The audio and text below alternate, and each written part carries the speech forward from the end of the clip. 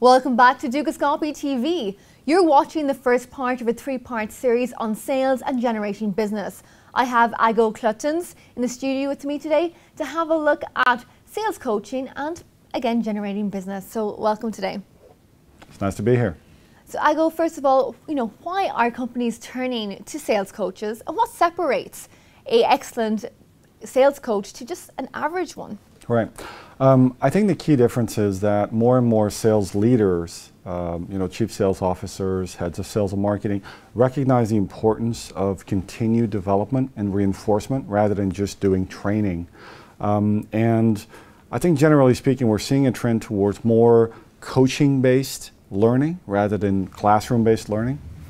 And I think great sales leaders really recognize that the world of selling, if you will, has changed tremendously in recent years. Part is the economic downturn, part is corporate procurement practices that are changing, part is just generally the way that we do business that is changing. And so corporate sales leaders really understand that they need to provide some level of support to help their people make that transition, and they're willing to do so. Yeah. So I think also a lot of sales leaders understand that real learning does not necessarily take place just in a classroom, but it's really about on-the-job learning and putting things into practice. So Accenture really did an interesting survey recently, an interesting research project where they talked about the trends in 2014 and beyond in terms of skills development. As it turns out, about a third of companies are really looking to invest significantly into skills development at some point in the near future.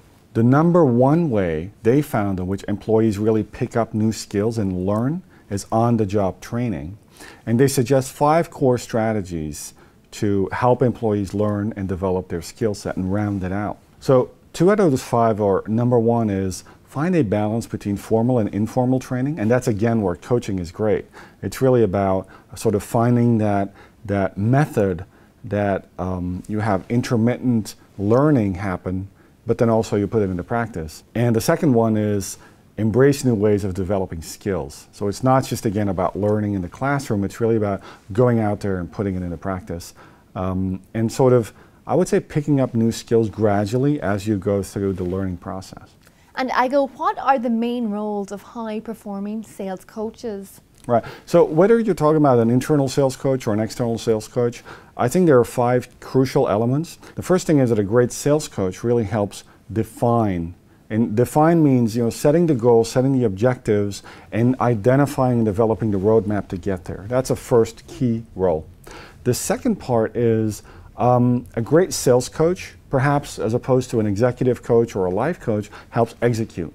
Sales is all about execution in the end, and a great sales coach really sort of holds people accountable for their execution in terms of the activities and the results that they're getting. A third key role is, again, perhaps contrarily to executive coaching or life coaching, a sales coach advises. And that's why I think a great sales coach really needs to have that experience of having done it before, because frankly, if I'm coaching someone, I feel it is my responsibility. If I find a better way, if I see a better way of doing something, a way that is going to generate better results or avoid a certain problem or pitfall, it is my responsibility to talk to my coachees about that.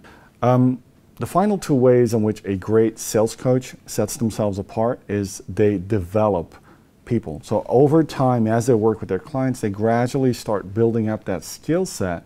And then finally, the 5th one is they motivate. And that's a huge part. I mean, sales is, and in the best of days, sales is great, but it can also be tricky. It can be difficult. Results don't often come as quickly as we want them to, or even to the degree that we'd like them to. And so a great sales coach is there, sort of by the sidelines, if you will, cheering people on and saying, you know what, go the extra mile. You had a rough day, that's fine. Let's pick up where we left off and let's keep moving. Thank you very much. You're welcome. And thank you for watching Dúchascápaí TV today. Will be back to have a look at 5 keys to generate new business in the short term. So see you then.